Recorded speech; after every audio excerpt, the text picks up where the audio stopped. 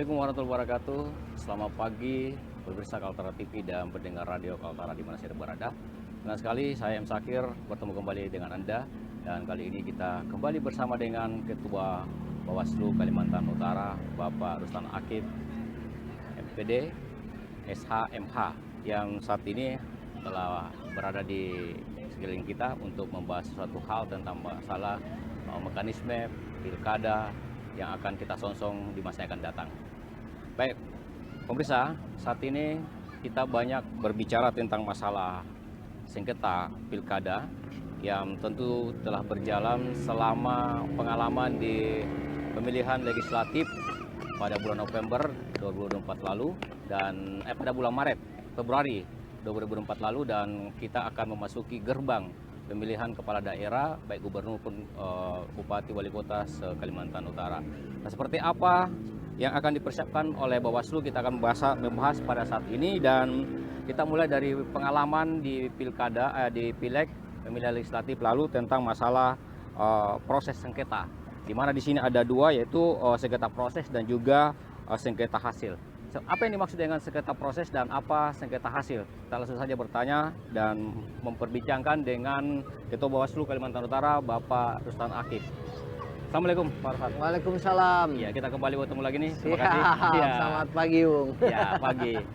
Ya, pemirsa, kita akan berbicara tentang sedikit, kita mau mengenal sengketa proses dan juga sengketa hasil. Apa yang dimaksud yang keduanya ini? Jadi di Bawaslu ya, di dalam proses pemilu ini kan ada dua sengketa ya.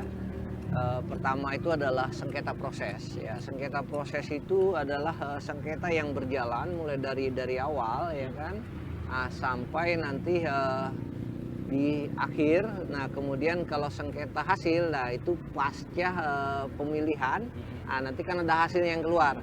Nah, ini dia masuk di sengketa hasil. Nah, kemudian untuk sengketa proses itu masuknya di ranahnya kami di Bawaslu. Murni ke Bawaslu ya? Ya, jadi untuk sengketa proses ini pun ada yang boleh antar peserta dengan peserta. Ya, boleh saja misalnya antara peserta dengan penyelenggara ya, atau dalam ini Bawaslu ya? KPU biasanya. KPU, ya. Nah, kemudian kalau sengketa hasil itu sudah berbicara hasil dari pemilihan umum. Nah, ini biasanya masuk ke ranah Mahkamah Konstitusi. Kalau sengketa proses sendiri itu apa yang biasa terjadi di situ? Jadi begini, ini kan begini, Bung. Ketika sengketa proses ya kan, ini misalnya dalam satu keputusan yang dikeluarkan oleh KPU atau misalnya ada berita acara KPU ya, ini ketika berbicara antar penyelenggara dengan peserta ya. Artinya ini peserta merasa dirugikan nih, ya kan? Nah, dia boleh mengajukan sengketa. Nah, ini yang dimaksud dengan sengketa proses. Nah, sengketa ini biasanya itu masuk ke ranahnya Bawaslu ya. Nah, apa saja yang dimohonkan biasanya terkait dengan keputusannya Bawaslu, berita acaranya, keputusannya KPU, berita acaranya KPU. Artinya objek-objek sengketanya biasanya itu. Biasanya di KPU itu apa yang bisa memicu daripada sengketa proses itu? Ya, misalnya begini nih, saya kasih contoh yang realnya ya. Misalnya seorang ditetapkan belum memenuhi syarat sebagai calon, ya kan? Nah, misalnya ini ya mereka bisa bersengketa. Jalurnya di mana? Yaitu di Bawaslu. Jadi anggaplah untuk yang di Bawaslu itu, baik kabupaten, kota maupun provinsi, itu disebut dengan tahap pertama lah ya kalau kita di pengadilan itu ya. Nah, kemudian nanti bandingnya itu dia mengajukan koreksi ke Bawaslu RI. Nah, kemudian finishing akhirnya itu di Petun, biasanya begitu. Butuh berapa lama itu prosesnya? Kalau mulai dari mungkin Bawaslu terus ke Bawaslu DRI, kemudian turunnya putusannya itu kapan? Ya, biasanya agak panjang, tapi tidak juga terlalu ini, karena kalau untuk di KPU sendiri, di Bawaslu sendiri ya, kita itu ada proses. Jadi begitu administrasi masuk ya, artinya syarat formil materialnya terpenuhi, ya kan, kita harus melihat juga nih syarat formilnya apa, materialnya apa ya kan. Nah, kalau bicara syarat formilnya nanti kan bicara siapa yang misalnya disengketakan ya kan. kemudian siapa yang mengajukan. Nah, ini kan harus jelas semua kan, apa yang dipersoalkan lah, prinsipnya begitu dia. Nah, jadi Kalau di Bawaslu sini sudah ada dihadapi kasus seperti itu atau gimana? ya ada beberapa kasus sih yang kita sempat alami Itu di awal-awal kemarin. ya biasanya? Ya, kemarin itu terkait dengan proses pencalonan ya. Ada juga yang dari calon. Jadi kan dia sesuai tingkatannya nih. Misalnya dia caleg DPR provinsi. Ya kan, sengketanya masuk di kami. Oh, Iya kan, artinya sengketanya prosesnya di provinsi. provinsi. Tapi kalau dia caleg kabupaten kota, ya Maka prosesnya maksudnya juga di tetap di Bawaslu kabupaten kota Tapi gitu. keputusannya di Bawaslu LRI atau di daerah juga? Ya, Sesuai dengan daerah? itu yang tadi artinya tingkat pertamanya, ya kan? Nah, itu ya disesuai tingkatan itu. Nah, kemudian kalau tingkat istilahnya kalau mau ini, kalau kita runut pengadilan tingkat banding lah, ya kan? Nah, tingkat bandingnya tuh di RI, Bawaslu RI. Iya. Kemudian di sengketa hasil itu dia lebih mengarah kepada mana nih? Sudah pelaksanakan pencoblosan, lalu kemudian ada komplain atau gimana? Ya, sebelum. Jadi dia jauh sebelum masuk ke pencoblosan. Jadi mulai dari misalnya dia terkait pencalonan. Nah, ini kan yang sering banyak nih. Pencalonan misalnya dia tidak ditetapkan sebagai calon misalnya begitu kan. Tidak ditetapkan sebagai calon, nah kemudian ada surat keputusan atau berita acara misalnya, itulah yang menjadi objek sengketanya. Jadi misalnya saya kasih contoh konkret misalnya ya, terkait misalnya surat dukungan DPD kemarin misalnya, calon DPD mengajukan ini ya sengketa ke Bawaslu provinsi. Nah, karena kenapa? Karena kemarin misalnya dari berita acaranya belum terpenuhi syarat administrasinya. Ya, kalau dari calon, ya bakal calon waktu itu posisinya ya mereka menyatakan bahwa ada faktor penyebab itu. Nah, jadi ketika masuk ke kami sengketa, ada namanya proses administrasi untuk kita lihat apakah memenuhi syarat formil dan materialnya terpenuhi atau tidak gitu. Nah, kalau syarat formil dan materialnya sudah terpenuhi, nah kita akan memanggil para pihak. Jadi yang mengajukan selaku pemohon, yang diajukan selaku termohon. Nah, ini akan kita pertemukan. Jadi kita tidak langsung masuk ke ranah namanya adjudikasi atau tidak langsung proses bersidang, tapi seminimal mungkin kita mediasi dulu, ya kan? Nah, makanya kita juga untuk anggota Bawaslu itu kita diwajibkan punya skill lah ya untuk mediasi. Nah, pelatihan-pelatihan itu juga biasanya kita ini diadakan ketika kemarin di awal kita terpilih, biasanya dari Bawaslu RI itu sudah memprogramkan. Jadi kita bagaimana bisa menjadi seorang mediator lah begitu kan. Jadi yang bersertifikat. Langsung keputusan ya. Tapi kalau misalnya diperbaiki begitu ya? Ya, artinya tergantung para pihak selagi tidak bertentangan dengan peraturan perundang-undangan. Nah, karena kan fungsinya mediasi ini kan bagaimana mencapai titik temu antara kedua belah pihak kan, baik pemohon maupun termohon.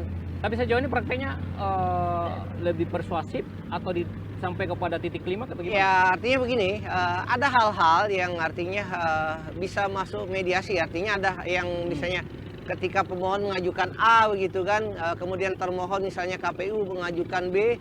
Nah, kemudian ketika ada titik temunya ya, mereka boleh ini selagi tidak bertentangan dengan peraturan undang-undangan. Oke, lebih jauh lagi tentang masalah sengketa ini. Ini biasanya kan ada yang lari ke ranah MK ya, Mahkamah Konstitusi. Ini bagaimana kasusnya kalau yang masuk? Ya, kalau ini terkait sengketa hasil namanya. Hasil ya? Hasil ya, Nah, kalau tadi kan kita berbicara sengketa proses. Nah, ini kalau di sengketa hasil.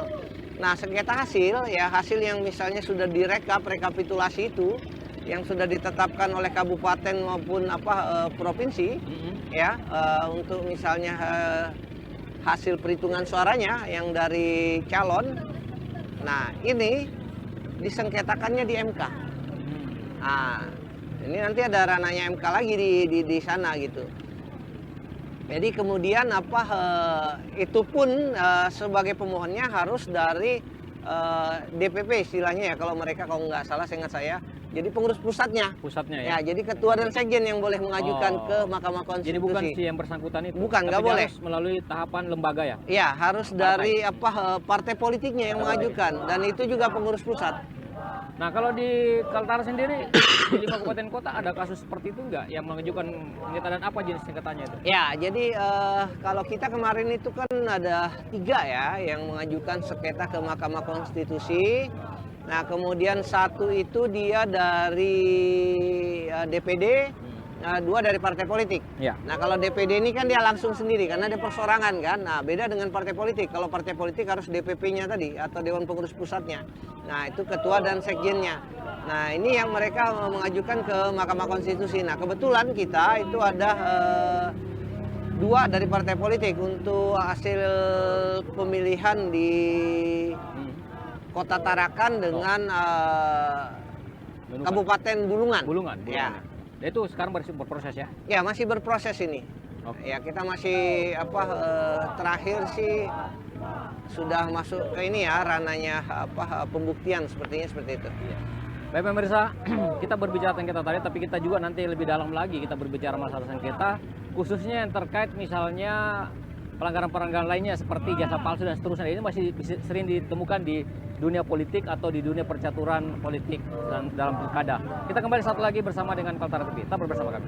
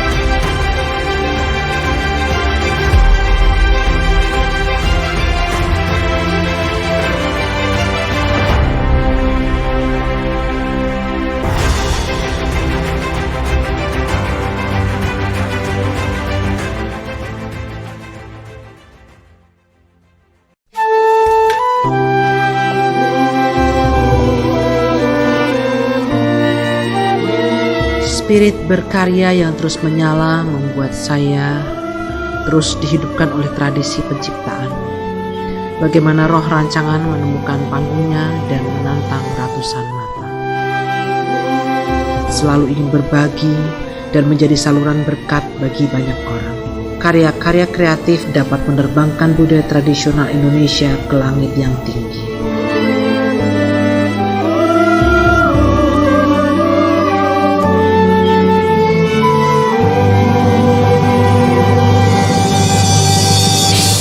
Menjadi gembira dan sehat itu pilihan, seperti pilihan saya untuk selalu sehat dengan rutin minum jamu tetes hati gembira.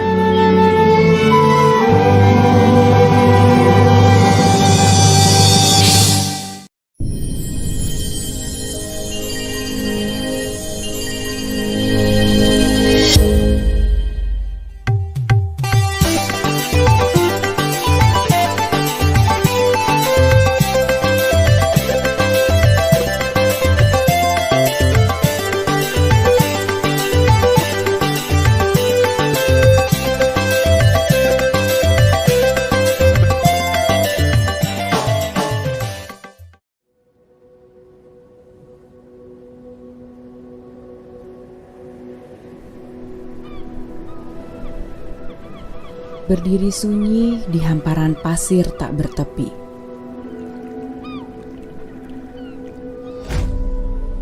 Apakah hanya aku di antara indah ini?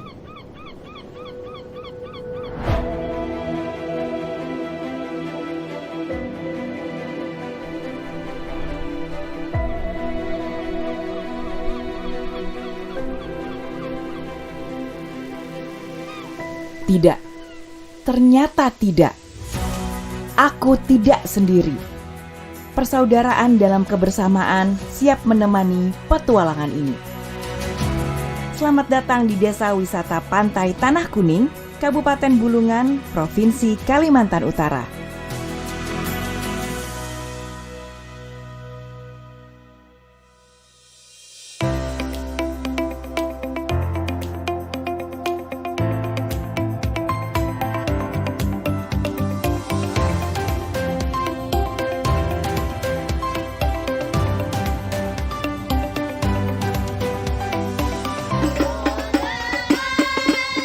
Semua berawal dari lantunan pujian yang agung, syukur tak henti menjalar sanubari.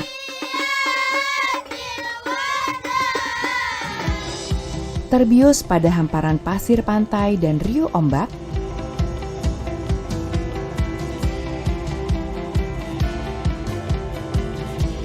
seraya dendangkan alunan kedamaian, aksara rindu, cinta mengukir ketenangan. Tercurah bahagia nurani memandang pesona yang membiru.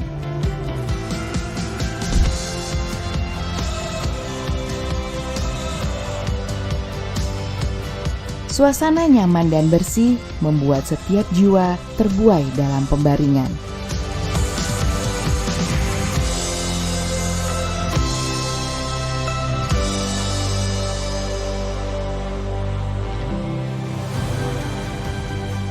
Perjalanan berlanjut, anugerah alam dan bahari, sumber kekayaan terpendam tiada tara, begitu cantik rupa dan mempesona.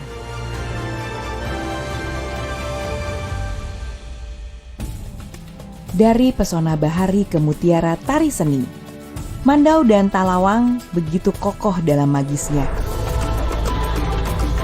Lambaian tangan anggun meliuk-liuk menggambarkan kegembiraan yang hadir serta syukur yang mendalam. Cerita terus bergerak dalam kreasi dalam karya tangan, mengasah kelihayan jari jemari demi menghasilkan karya luar biasa.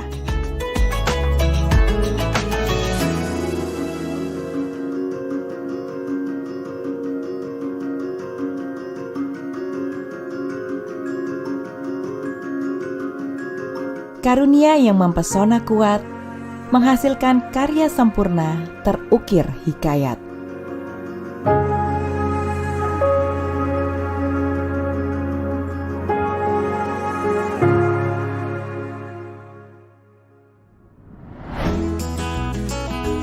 Sepenggal mimpi akan kekayaan rasa, menghasilkan kudapan kuliner menggoda selera. Sungguh memantik rasa mudani yang populer disebut rindu.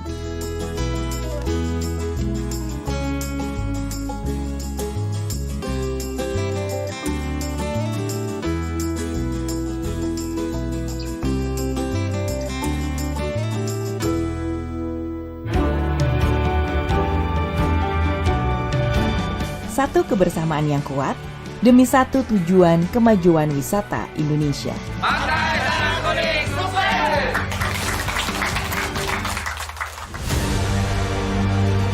Destinasi syarat kenangan seni, budaya, dan samudra biru.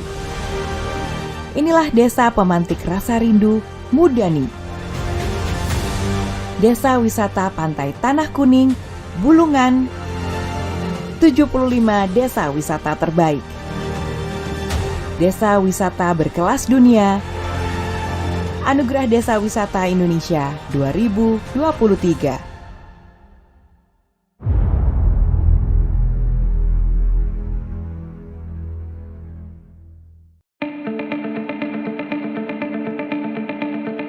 Kalimantan Utara berada di antara segitiga emas yang menghubungkan negara ASEAN dan juga alur laut Kepulauan Indonesia II, melintasi Australia, Korea Selatan, Jepang, dan Cina.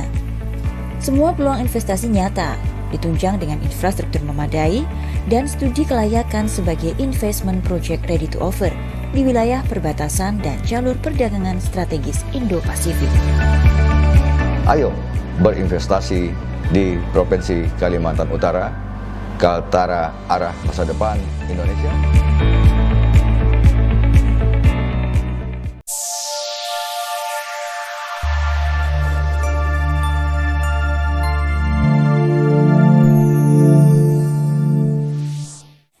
Pemerintah Provinsi Kalimantan Utara terus berupaya menggenjot capaian investasi untuk meningkatkan perekonomian di wilayahnya. Tahun ini, nilai investasi yang ditargetkan Kementerian Investasi BKPM Republik Indonesia sebesar 29,98 triliun. Pemerintah Provinsi Kalimantan Utara juga menawarkan proyek investasi senilai 10 triliun rupiah dari 17 IPRO kepada investor pada agenda Kaltara Investment Forum atau KIF tahun 2023. Kabupaten Tanah Tidung adalah salah satu kabupaten termuda di Provinsi Kalimantan Utara dengan ibu kota Tideng Pale dengan jumlah penduduk 27.226 jiwa.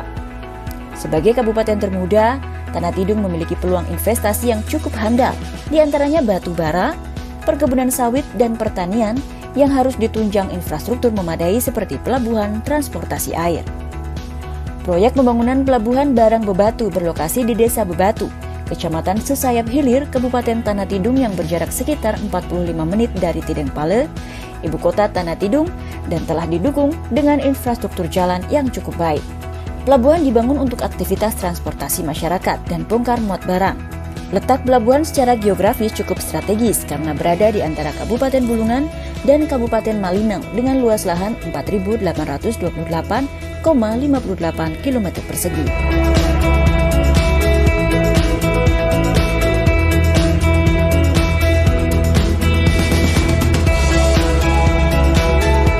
Keberadaan pelabuhan ini akan menunjang kegiatan proyek strategis nasional pembangunan PLTA di Kabupaten Malinau.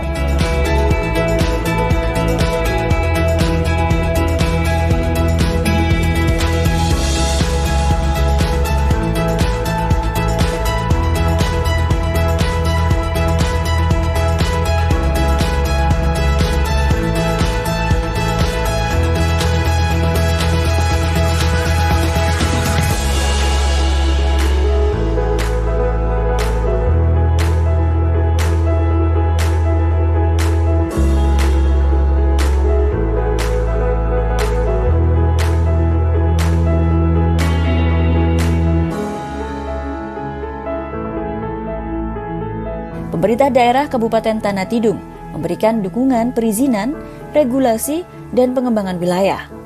Perusahaan logistik, transportasi, dan pengiriman barang untuk mengisi moda transportasi pelabuhan.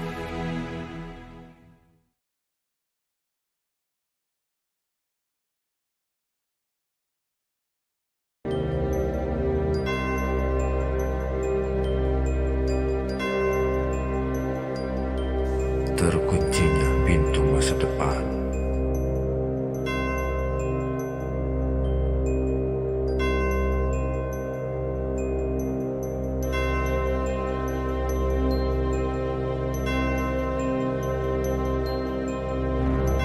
Inikah solusinya?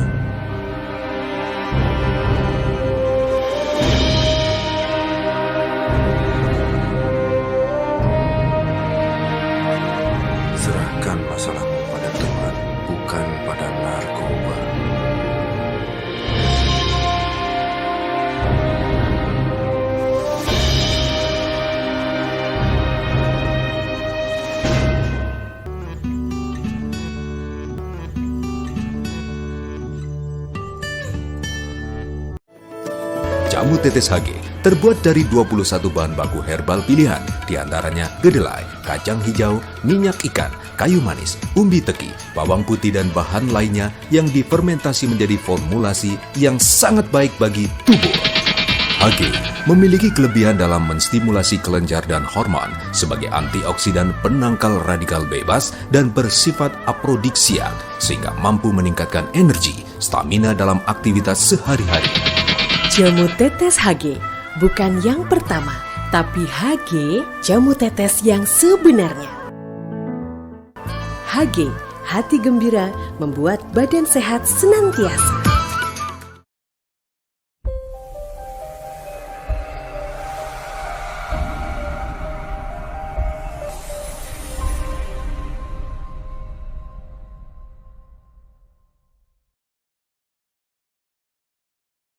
Terima kasih pemirsa, Anda masih bersama dengan kami di Kaltara TV dan kita tadi telah membahas masalah sengketa-sengketa di jalannya pelaksanaan pemilu dan sekarang kita berbicara lebih dalam lagi tentang masalah pelanggaran-pelanggaran pemilu. Kita ingin bertanya tentang masalah ijazah palsu yang masih saja sering kita temukan bahwa sudah berjalan tahapan tetapi di belakangan terjadi lagi pengungkapan ijazah palsu.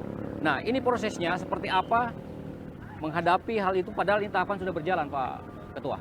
Oke, terima kasih Bung Zakir. Jadi kalau berbicara ijazah palsu atau dokumen palsu lah ya, kalau di istilahnya kami itu dia arahnya lebih ke dokumen palsu. Jadi bukan hanya ijazah tapi saja, yang lainnya gitu ya. ya. Nah ini biasanya masuknya ranah penanganan pelanggaran. Jadi kemarin ada satu kasus yang kita sampai vonis ya. Nah, itu menyatakan yang bersangkutan bersalah. Bersalah? Begitu. Ya, berarti ya. batal ya? Batal. Artinya dia secara otomatis kan karena dia ini. Tapi sudah berjalan tahapannya belum? Ya sudah berjalan dari pencalonan itu awal ya. Nah itu secara terbukti di pengadilan. Oh. Ya karena prosesnya tetap harus dari pengadilan karena Okay. dia kan masuk ke Gakumdu prosesnya. Jadi ketika itu sebenarnya dokumen yang dipalsukan ya itu ya sebenarnya nggak terlalu sulit. Cuma saya nggak tahu karena faktor apa begitu ya. Memang ini karena yang dokumen ini yang dipalsukan itu hanya dokumen surat keterangan berkelakuan baik kalau tidak salah seingat saya atau apa gitu ya. Tapi ada lebih dari satu dokumen lah seingat saya.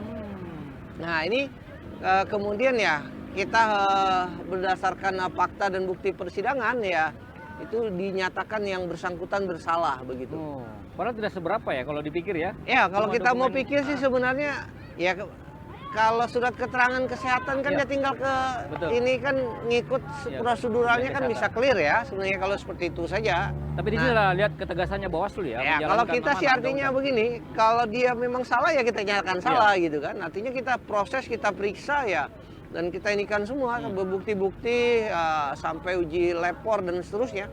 Artinya terlepas semua itu ringan proses. atau berat tetap ya persoalan itu ringan atau berat ya ketika itu memang satu kesalahan ya harus kita tindak kan begitu. Bicara aturan ya. Baik. Ya pemirsa ini seru sekali ya.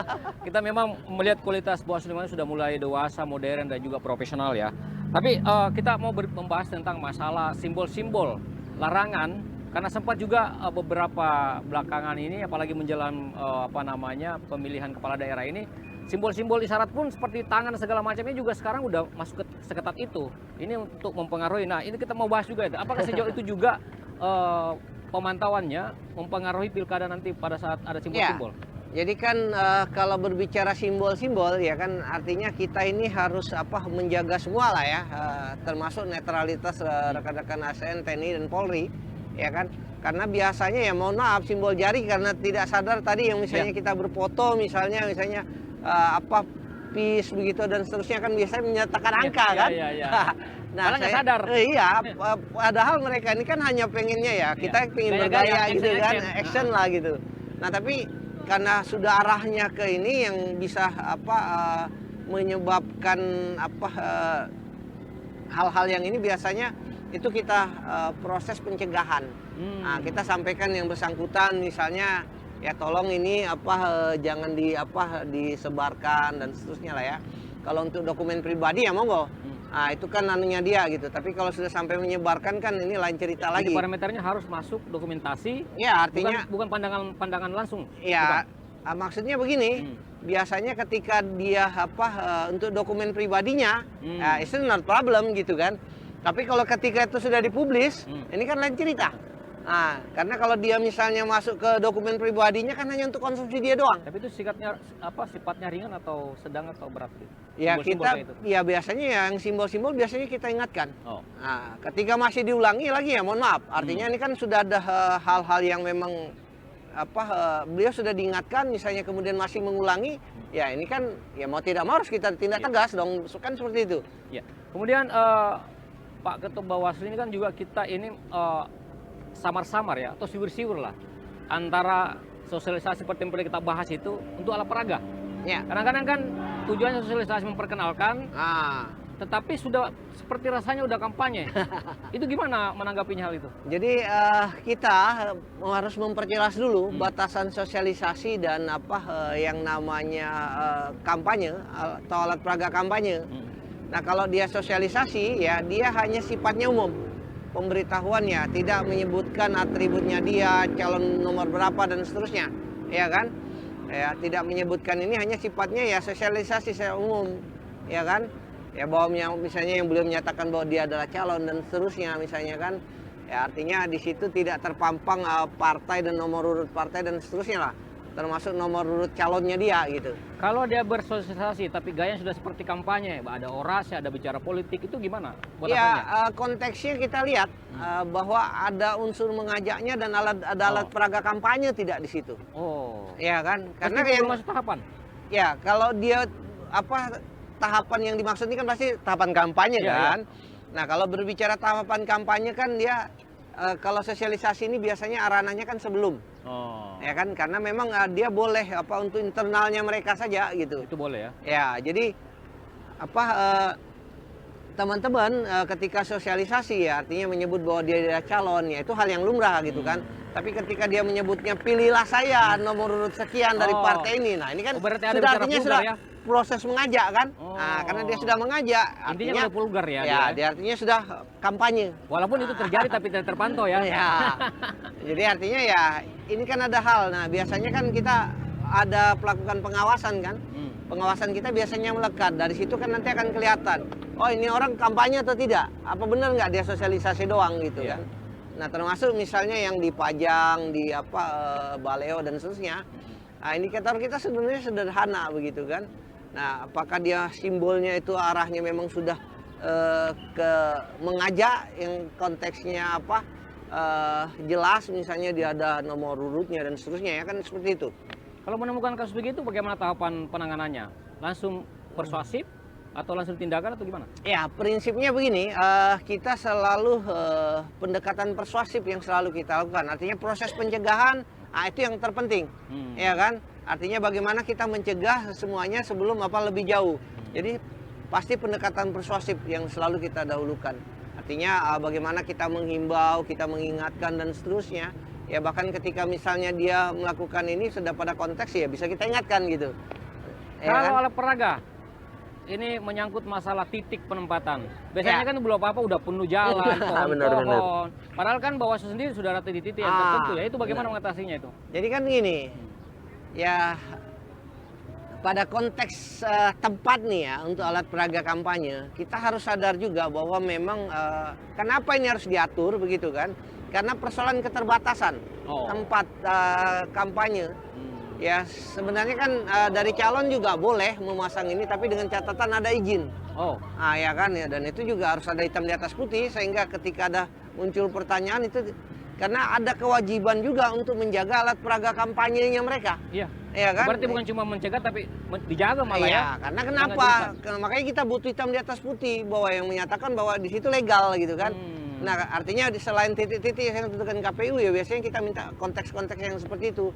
Nah, sehingga bahwa betul yang ini, karena di dalam aturan main ada klausal yang terkait dengan perusakan alat peraga kampanye. Itu dia. Nah, itu larinya ke pidana. Saya mau ke situ tuh. Ya, karena banyak yang terjadi bahwa banyak yang dirugikan. Kemarin ada kisah caleg gitu ya, yang disobek, yang dirusak, yang dianu. Itu gimana itu mengatasinya? Ya, itulah yang saya bilang tadi, kita ini mengantisipasi semua kan. Nah, cuma kan memang ya tidak mungkin juga kita 24 jam itu kan menjaga standby di situ kan, di titik lokasinya mereka. Nah, tapi ya kita pantau biasanya hampir tiap hari kita standby lah ya. Kita lihat, kita amati bagaimana sih alat peraga kampanyenya, aman tidak begitu. Nah, kalau misalnya ada masalah, ya kadang mohon maaf juga ada kejadian di salah satu titik, salah satu daerah yang melakukan itu anak kecil. Ya kan? Iseng ya? Ya bukan iseng sih, mereka bermainan. Tapi dia dari interest politiknya ya? Iya, nggak ada. Jadi dia hanya khusus untuk memang ya namanya anak-anak pengen mainnya main gitu kan. Dirusak gitu barang. Iya, dirusak gitu. Nah, padahal di situ kan ada tindak pidana merusak alat peraga kampanye. Itu gimana menyikapinya kalau ya begitu? Akhirnya kita himbau ya, kita ingatkan ke orang tua. Nah, selaku tanggung jawab ya, artinya jangan diulangi lagi gitu kan. Karena ini persoalan alat peraga kampanye. Ada undang-undangnya. Iya.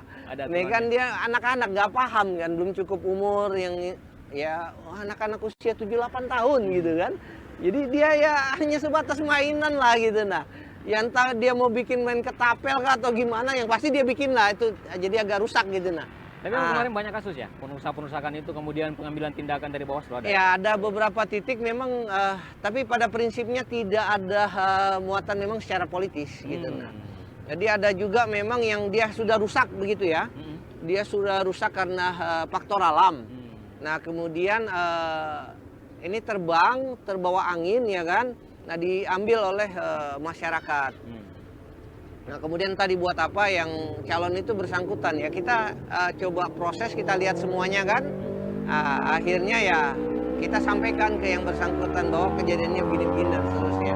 Nah artinya ini tidak ada unsur kesengajaan, tidak ada niat rusak, dan memang karena faktor alam dia rusak. Berarti banyak persuasif aja ya? Ya seperti itu. Iya. Ya pemirsa, masih banyak hal yang kita mau tanyakan, dan karena waktu kita terbatas sehingga kita juga break dulu, dan kita kembali satu lagi, tetaplah bersama Kaltara TV.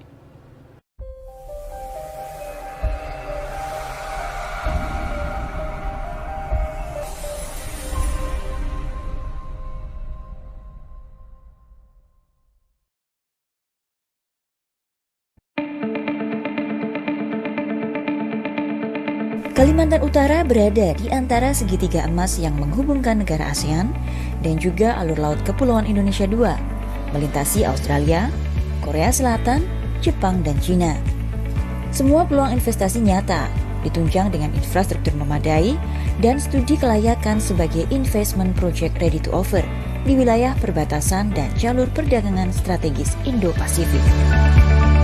Ayo berinvestasi di Provinsi Kalimantan Utara, Kaltara Arah Masa Depan Indonesia.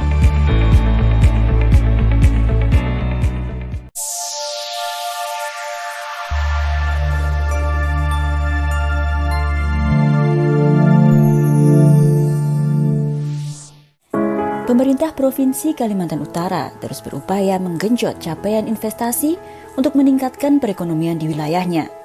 Tahun ini, nilai investasi yang ditargetkan Kementerian Investasi BKPM Republik Indonesia sebesar 29,98 triliun. Pemerintah Provinsi Kalimantan Utara juga menawarkan proyek investasi senilai 10 triliun rupiah dari 17 IPRO kepada investor pada agenda Kaltara Investment Forum atau KIF tahun 2023. Kabupaten Tanah Tidung adalah salah satu kabupaten termuda di Provinsi Kalimantan Utara dengan ibu kota Tideng Pale dengan jumlah penduduk 27.226 jiwa. Sebagai kabupaten termuda, Tanah Tidung memiliki peluang investasi yang cukup handal, di antaranya batu bara, perkebunan sawit, dan pertanian yang harus ditunjang infrastruktur memadai seperti pelabuhan transportasi air. Proyek pembangunan pelabuhan barang Bebatu berlokasi di Desa Bebatu, Kecamatan Sesayap Hilir, Kabupaten Tanah Tidung yang berjarak sekitar 45 menit dari Tideng Pale, ibu kota Tanah Tidung, dan telah didukung dengan infrastruktur jalan yang cukup baik. Pelabuhan dibangun untuk aktivitas transportasi masyarakat dan bongkar muat barang. Letak pelabuhan secara geografis cukup strategis karena berada di antara Kabupaten Bulungan dan Kabupaten Malinau dengan luas lahan 4.828,58 km persegi.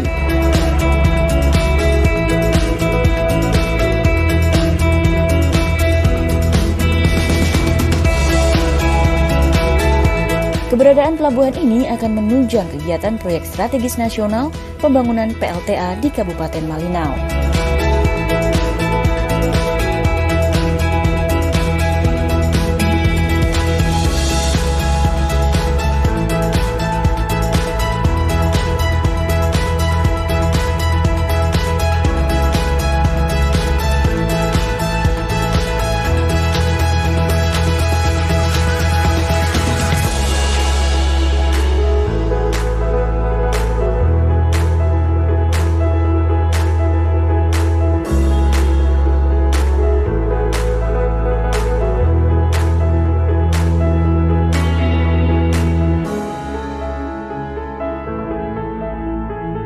Pemerintah daerah Kabupaten Tanah Tidung memberikan dukungan perizinan, regulasi, dan pengembangan wilayah. Perusahaan logistik, transportasi, dan pengiriman barang untuk mengisi moda transportasi pelabuhan.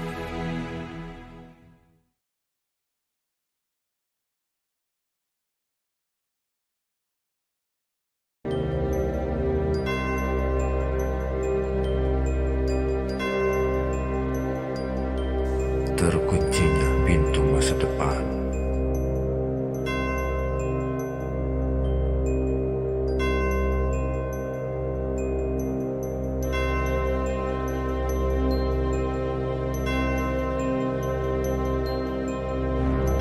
Inikah solusinya?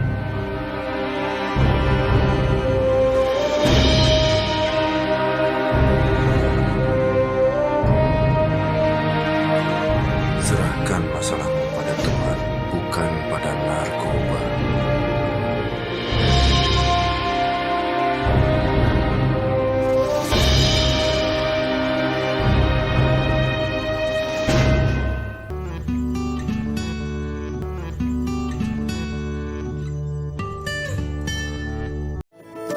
Jamu tetes HG terbuat dari 21 bahan baku herbal pilihan, diantaranya kedelai, kacang hijau, minyak ikan, kayu manis, umbi teki, bawang putih, dan bahan lainnya yang difermentasi menjadi formulasi yang sangat baik bagi tubuh.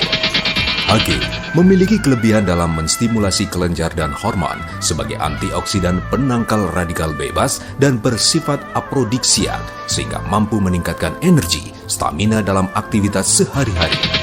Jamu tetes HG, bukan yang pertama, tapi HG jamu tetes yang sebenarnya. HG, hati gembira membuat badan sehat senantiasa.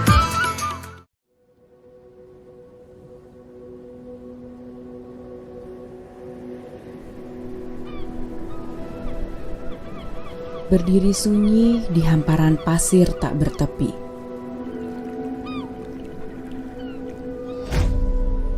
Apakah hanya aku di antara indah ini?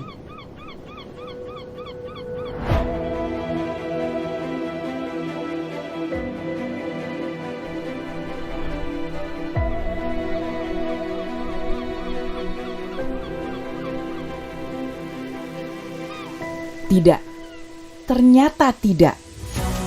Aku tidak sendiri. Persaudaraan dalam kebersamaan siap menemani petualangan ini. Selamat datang di Desa Wisata Pantai Tanah Kuning, Kabupaten Bulungan, Provinsi Kalimantan Utara.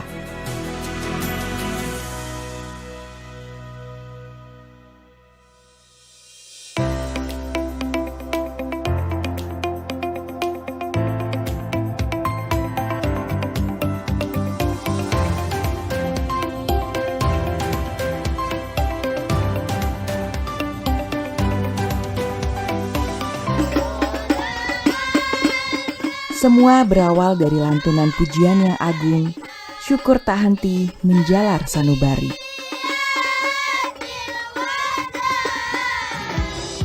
Terbius pada hamparan pasir pantai dan riuh ombak,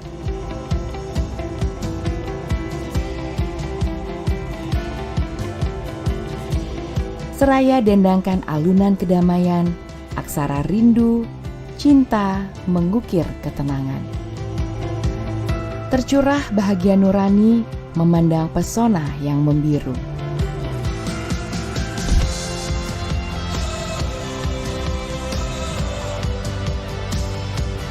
Suasana nyaman dan bersih membuat setiap jiwa terbuai dalam pembaringan.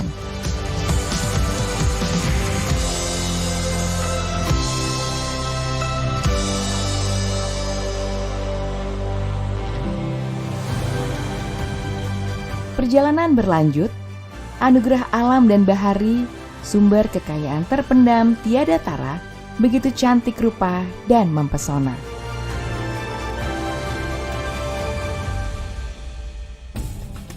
Dari pesona bahari ke mutiara tari seni, Mandau dan Talawang begitu kokoh dalam magisnya.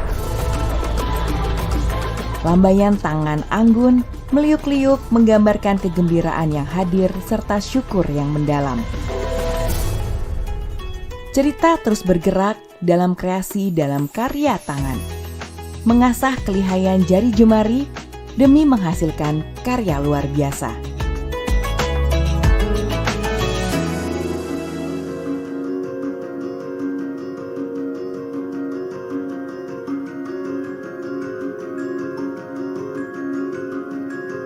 Karunia yang mempesona kuat, menghasilkan karya sempurna terukir hikayat.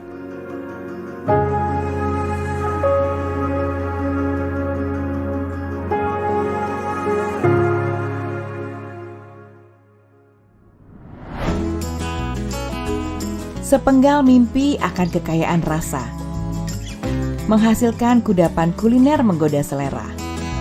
Sungguh memantik rasa mudani yang populer disebut rindu.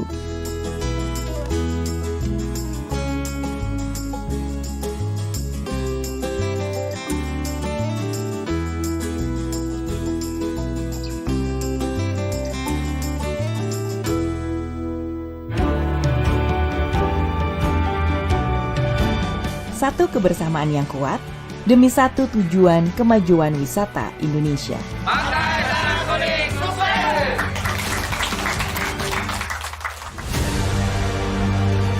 Destinasi syarat kenangan seni, budaya, dan samudra biru. Inilah desa pemantik rasa rindu Mudani. Desa wisata Pantai Tanah Kuning, Bulungan, 75 desa wisata terbaik. Desa wisata berkelas dunia, Anugerah Desa Wisata Indonesia 2023.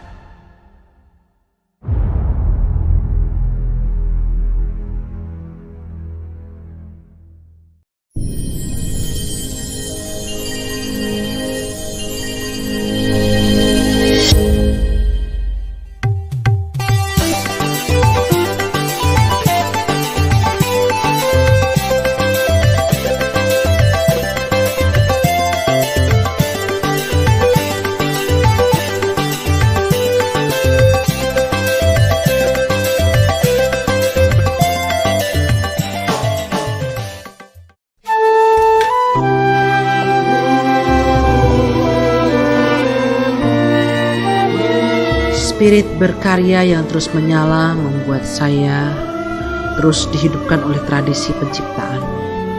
Bagaimana roh rancangan menemukan panggungnya dan menantang ratusan mata. Selalu ingin berbagi dan menjadi saluran berkat bagi banyak orang. Karya-karya kreatif dapat menerbangkan budaya tradisional Indonesia ke langit yang tinggi.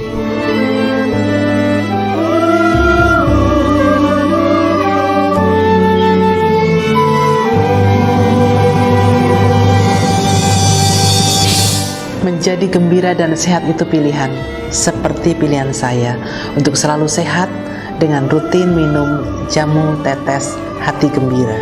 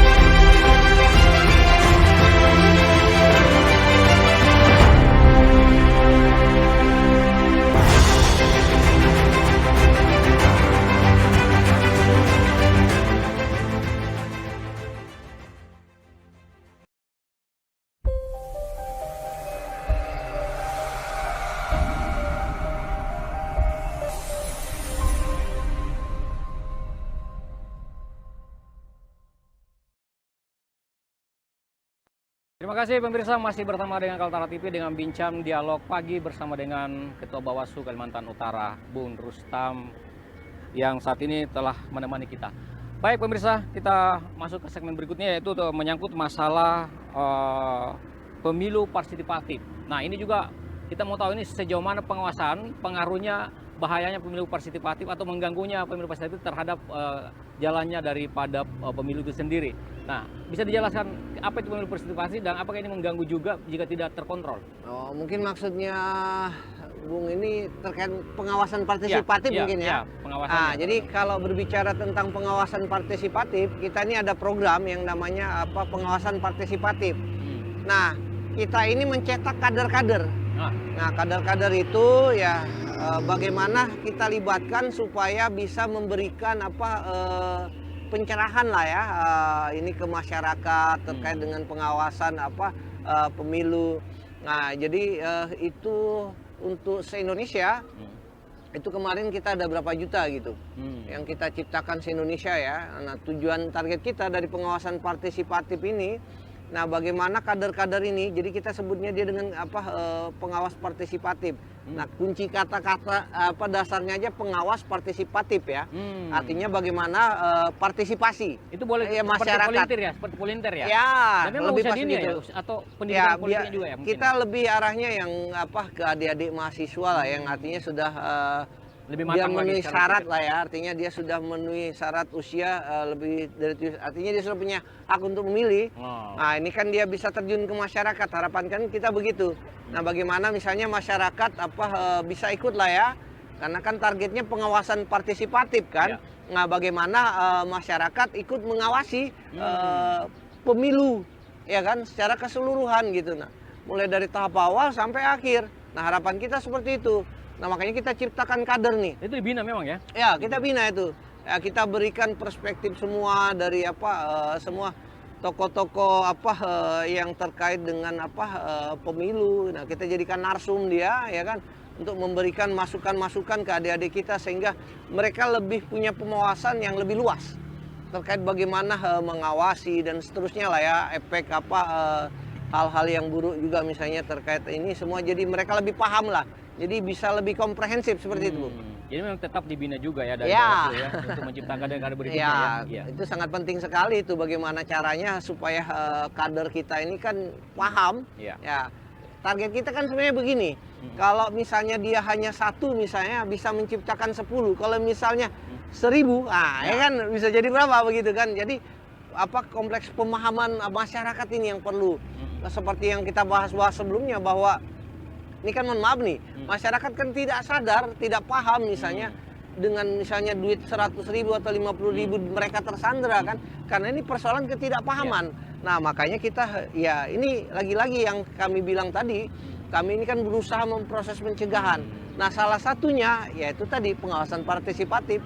Kita cetakkan kader sebanyak mungkin supaya mereka bisa terjun ke masyarakat, memberikan pemahaman. Mereka juga bisa misalnya konteksnya nanti melakukan laporan dan lain sebagainya ketika ada pelanggaran yang terjadi di dalam pemilu. Jadi harapan kita bahwa bagaimana seluruh masyarakat ya ikut mengawasi atau melakukan pengawasan terhadap pemilihan sehingga betul-betul hasil yang kita ini kan betul-betul inilah sesuai harapan gitu. Baik, jadi dia cuma bukan mengawasi tapi juga bersifat edukatif ya. Iya, betul sekali. Memberikan pendidikan pelaksanaan pemilu di Indonesia. Baik pemirsa, kita terbatas waktu dan kayaknya kita sudah sampai di penghujung acara dan banyak hal kita mengetahui tentang masalah tugas dan kewenangan tanggung jawab dari Bawaslu itu sendiri untuk mengawasi jalannya pemilihan yang berlangsung aman, jujur dan adil. Dan terima kasih atas kebersamaannya. Kami berdua mohon maaf jika ada kata-kata yang tidak berkenan. Kita kembali ketemu di lain kesempatan dan saya M. Sakir dan juga Pak Rustam mundur diri. Assalamualaikum warahmatullahi wabarakatuh.